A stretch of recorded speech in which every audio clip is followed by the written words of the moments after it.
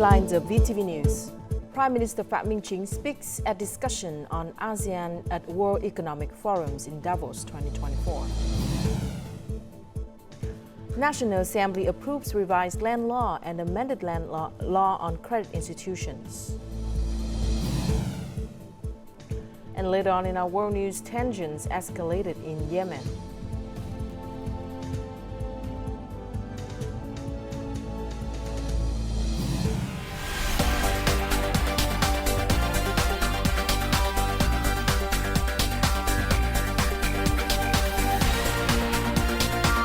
Broadcasting from Hanoi, the capital of Vietnam.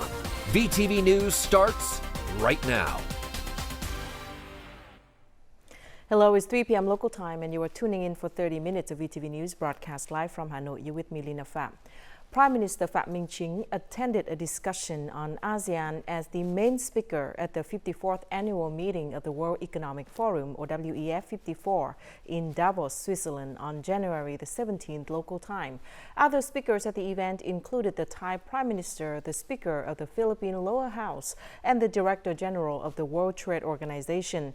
Prime Minister Phie emphasized three important factors behind the development of ASEAN: unity in diversity, the resilience of the bloc as a whole, and inclusive development with the people as a subject center and driver of development. He stated that the digital economy should be closely associated with the green economy with reciprocal support and effects. The process of digital transformation should follow a roadmap with steps suitable for the capacity of each country, considering disadvantaged groups without sacrificing equity and social security. The speakers at the discussion praised Vietnam's role in promoting unity within ASEAN and collaborating with ASEAN members to address regional and global issues. They shared Prime Minister Ching's perspective on optimizing opportunities and managing challenges during the win-win integration process of ASEAN. We, the ASEAN, emerge as the bright spot. Prime Minister Phie met with Gilbert Hongbo, the Director General of the International Labour Organization (ILO) in Davos, Switzerland, during the 54th annual meeting of the World Economic Forum. Prime Minister Phie emphasized Vietnam's strong commitment to cooperation with the ILO and requested the organization's assistance in addressing issues affecting workers due to energy transition and digital transformation. Vietnam supports the initiatives of the UN and ILO, including the Global Accelerator on Jobs and Social Protection for Just Transitions. The ILO leader praised Vietnam's active involvement in labor and employment matters. Both parties agreed to maintain close collaboration in the future and uphold international solidarity, multilateral cooperation, and the role of international organizations in today's unpredictable world situation.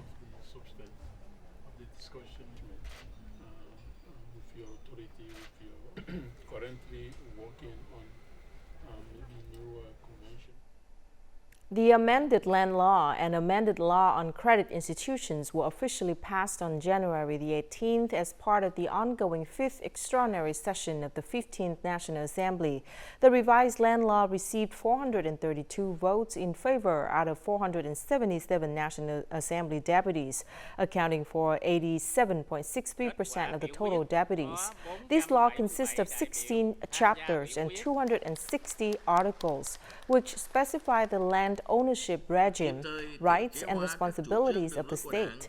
Except for certain provisions, the amended law will take effect on January the 1st, 2025.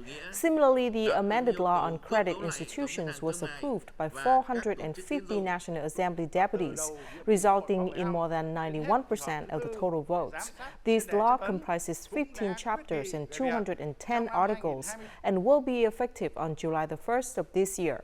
The law outlines provisions related to the establishment, organization, operation, early intervention, special control, restructuring, dissolution, and bankruptcy of credit institutions.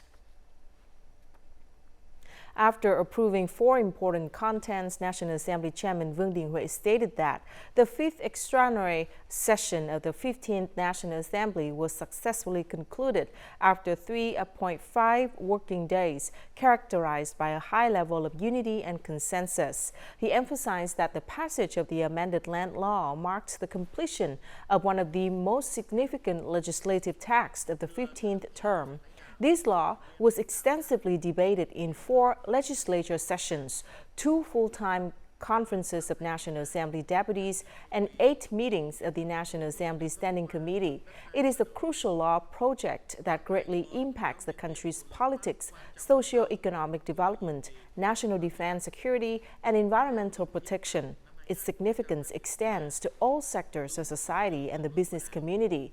During the closing session, National Assembly Chairman Vương Đình Huệ proposed that the National Assembly, together with the government and agencies within the political system, continue to promote the spirit of proactive legislation, effective supervision, timely decision-making, and breakthrough development. This collective effort is essential for successfully carrying out the task of socio-economic development in this year and the 2021 to 2025 period. Vietnamese businesses are entering the busiest production and consumption season as they prepare for the Lunar New Year. This is also a time when credit capital is being delivered, especially consumer credit for individuals and businesses. Year-end orders increased by at least 30%. They need to borrow approximately $203,000 to reserve goods at the end of the year and take advantage of suppliers' discount promotions. Locally, there are products with a consumption rate of up to 7 to 8%, offering competitive prices and attractive programs. It is easier for us to sell these products compared to our competitors. Many banks offer consumer credit packages that cater to this need. These packages often include benefits such as reduced interest rates of 1 to 2%. In addition to the large limit of 300% of the value of the collateral, we provide an additional value of $400,000 during the peak season with unsecured assets, without collateral. Towards the end of the year, there was a 20 to 25% increase in demand for purchasing, constructing, and repairing houses.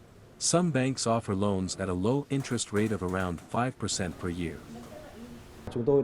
We have launched a credit package of $81 million with an interest rate of 5% per year to help people access affordable capital and limit illegal lending when demand increases at the end of the year. We provide approval to the customer within 24 hours.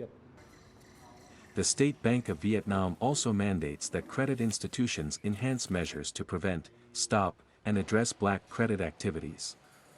Some individuals with poor credit assume that borrowing money is a simple process, but they overlook the fact that failing to make timely payments can result in exorbitant interest rates. In rural agricultural areas, we will provide capital for agricultural and non-agricultural needs in the first month of the year, especially during the Lunar New Year. This year, consumer lending will be a major area of focus.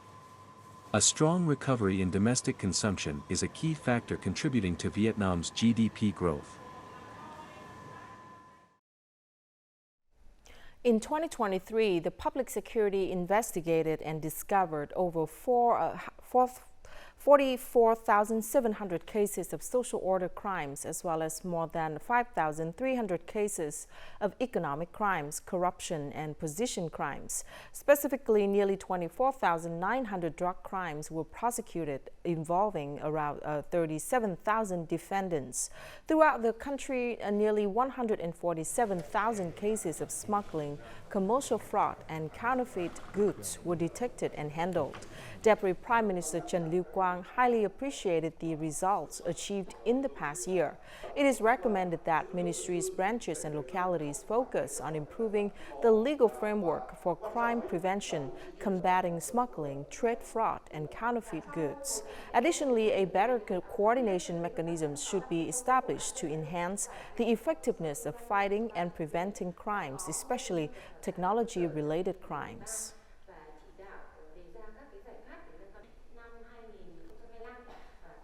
The development orientation for Vietnam's railway transport until 2030 with a vision for 2045 includes the goal of completing the urban railway networks in Hanoi and Ho Chi Minh City by 2035. This means that within the next 10 years, these two cities will need to construct 200 kilometers of urban railway. However, achieving this goal will be a significant challenge without the implementation of innovative mechanisms and policies to facilitate it. Urban railways are considered essential for increasing the proportion of public passengers transport and reducing personal transport. They offer a solution that has positive effects on socio-economic developments by reducing environmental pollution, congestions, and traffic accidents in big cities. That is why Hanoi and Ho Chi Minh City have plans to build and develop this type of transport. However, past urban railway projects such as Cát Linh Hà Đông, Nhổn Hanoi Station or Bến Thành Suối Tiên Line, despite their length being less than 20 kilometers, it took more than 10 years to build them. So far, only the Cát Linh Hà Đông route has been put into operation. Managing and operating mega projects, such as urban railways, will take many years of investment preparation and approval if we continue to follow the current process of going through 128 steps for one project. To address this reality and complete the urban railway network within the next 10 years, Hanoi and Ho Chi Minh City co-organized the Scientific Conference on Urban Railway System Developments. The conference brought together nearly 400 domestic and foreign experts. During the workshop, various policy mechanisms were introduced, with a particular focus on exchanging and sharing experiences regarding the public transport-oriented urban development model, also known as TOD. We do not ask that all of these mechanisms be applied universally to the entire 200 kilometers. But we would like to separate one section for the two cities and create a complete route of 10 kilometers to test all the things that other countries have done in practice to see if we can do the same. Public transport-oriented urban development means that urban development follows the path of traffic. This approach not only helps alleviate pressure on transport infrastructure, but also enables the redirection of resources from land towards investment in urban railway development.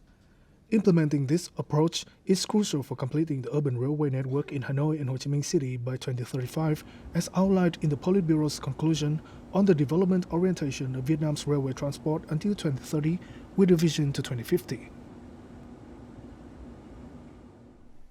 And before we move to the next part of VTV News, let's check out how the Vietnam dong is weighed against other currencies in the world market today.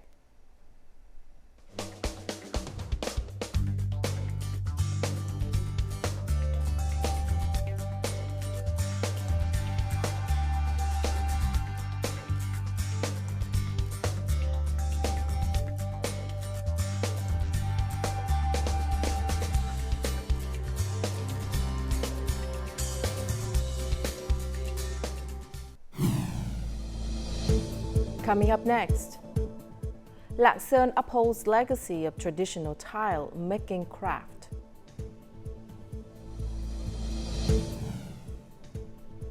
And restoring iconic Vietnamese dragon designs on Bát Tràng ceramics.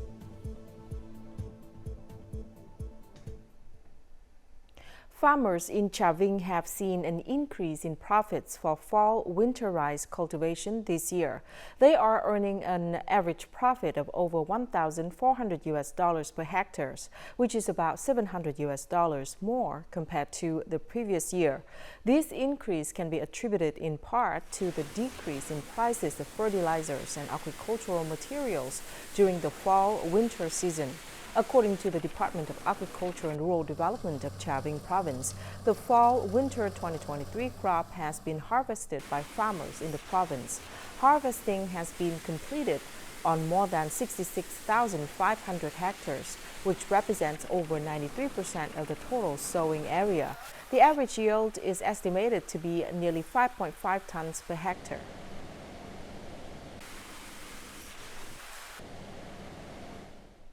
Coastal villages in the south-central region are experiencing their busiest days of the year. They are both welcoming fishing boats back from their sea trips and preparing for new ones. For fishermen, the year-end trip is always highly anticipated as it brings a bountiful date celebration. Therefore, dedicating all their energy to a sea trip is the way many fishing families celebrate the date holiday. Zoong's fishing boat has just returned from a long trip at sea. The fishermen quickly unloaded the fish, and the trader promptly weighed them to supply raw materials to processing factories and sell them in the markets. He is already planning to prepare for the next trip, which will allow the fishing boat to return in time for the days leading up to Tet. During Tet, while other professions take a break, we continue working in the fishing industry. This allows us to sell fish at a good price. On a regular day, 1 kilogram of striped tuna is sold for about $2 at the market. However, in the days leading up to Tet, the price can increase up to $3. The closer it gets to Tet, the higher the price of fresh fish becomes. We try to work hard to earn money for Tet.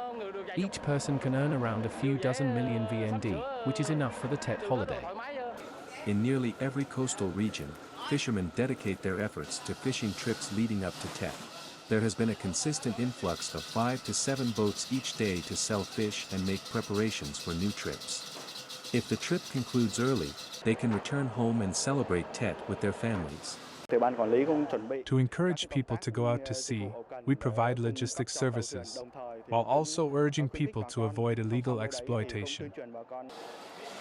Regulations regarding fisheries exploitation remain the primary requirement that fishermen must adhere to.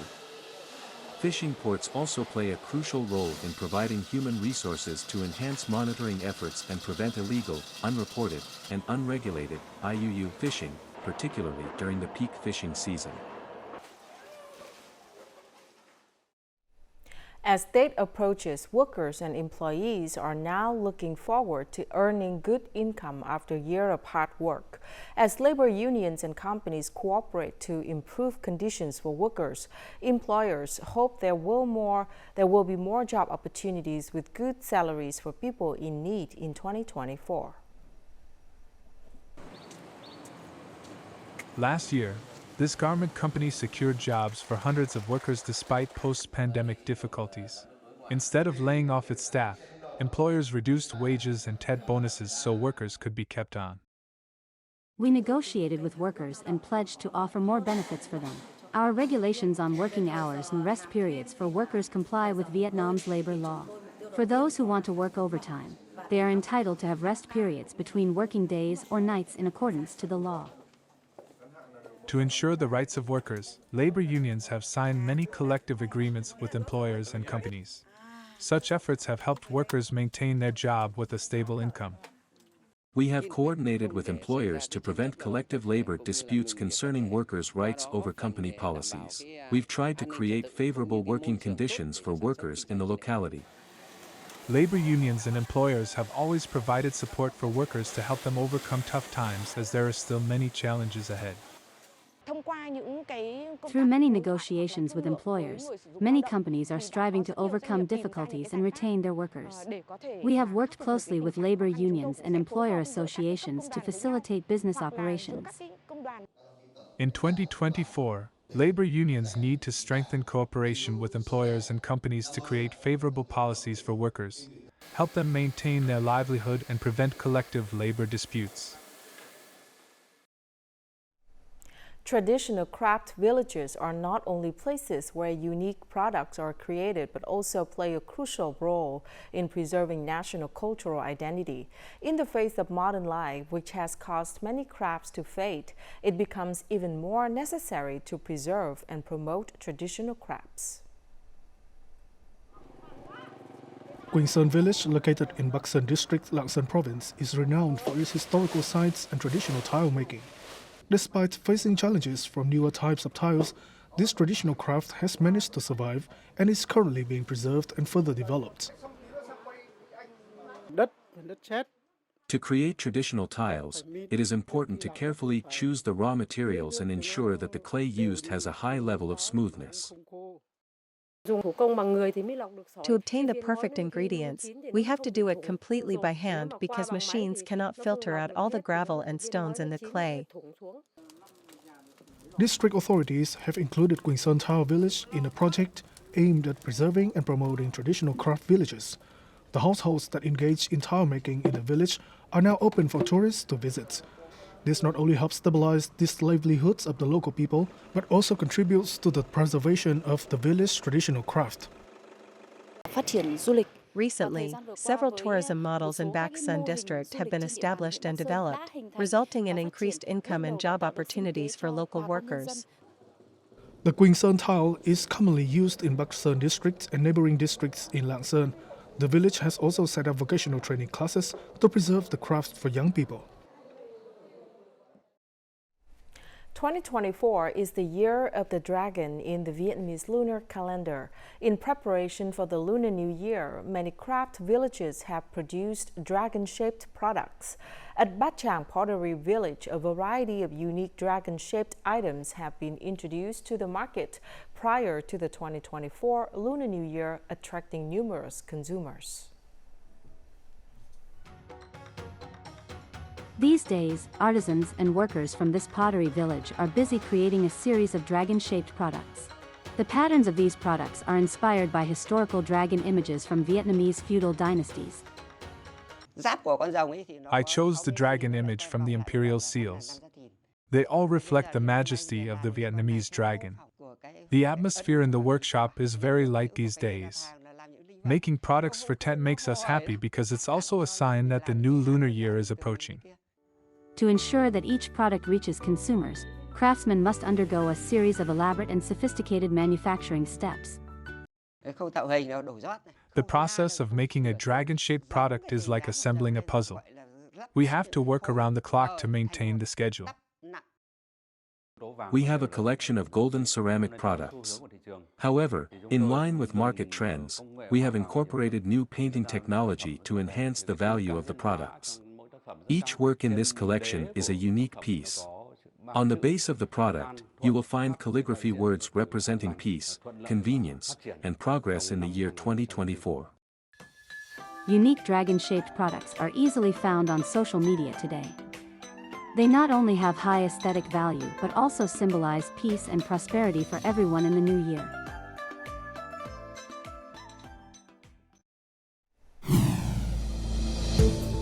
Coming up next in our world news, tensions escalated in Yemen.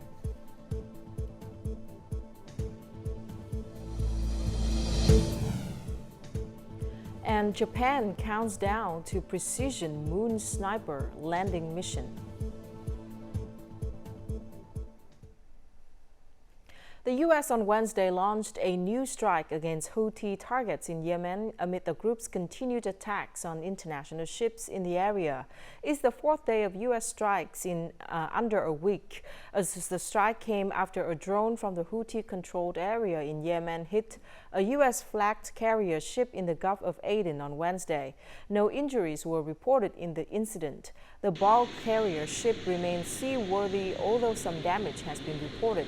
Earlier, U.S. Secretary of State Antony Blinken announced the U.S. would once again classify the Houthi group as a terrorist organization.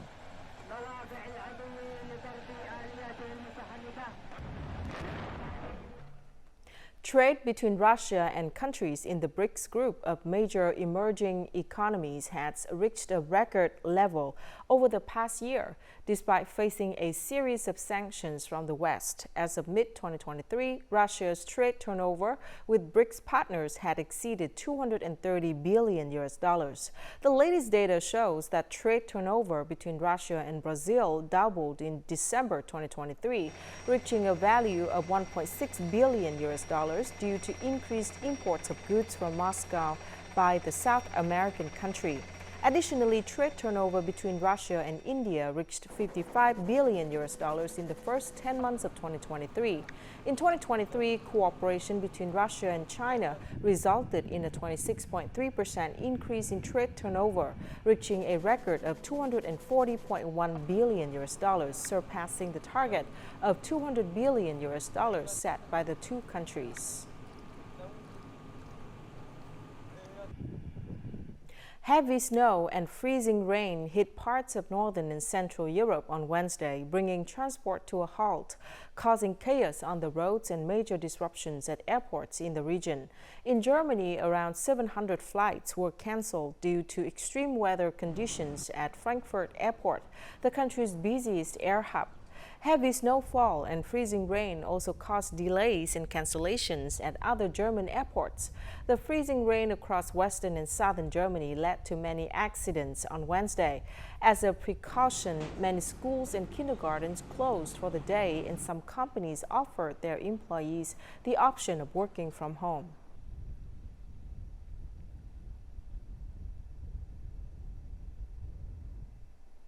Japan aims to become the fifth country to put a spacecraft on the moon. The country's Moon Sniper spacecraft will attempt a historic touchdown on the lunar surface on Friday using pinpoint technology the country hopes will lead to success where many have failed. Japan Aerospace Exploration Agency Smart Lander for investigating Moon, SLIM probe, will start the touchdown phase on Friday, trying to land on a target site roughly the size of 2 athletic tracks on the slope of a crater just south of the lunar equator. Dubbed the Moon Sniper, the probe is attempting to land within 100 meters of its target, a high-precision technology unprecedented and essential to the search for moon water and human habitability. In space exploration and moon exploration, it's common that spacecrafts miss the targeted landing location by a few or dozens of kilometers, but SLIM aims a landing with a precision of less than 100-meter error. I hope this will help Japan to keep its technology advance at a very high level in the world. Japan has twice landed on small asteroids, but a moon landing is much more difficult due to its gravity, as seen in a number of recent failures.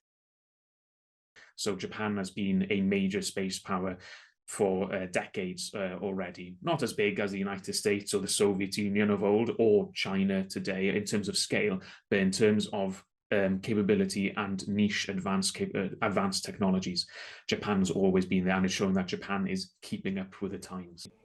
Japan Space Agency says it will take up to a month to verify whether SLIM has achieved the high-precision landing goals after the touchdown. Upon landing, SLIM will also deploy 2 mini probes, a hopping vehicle as big as a microwave oven and a baseball-sized wheeled rover, that will take pictures of the spacecraft. And now let's take a look at the weather forecast.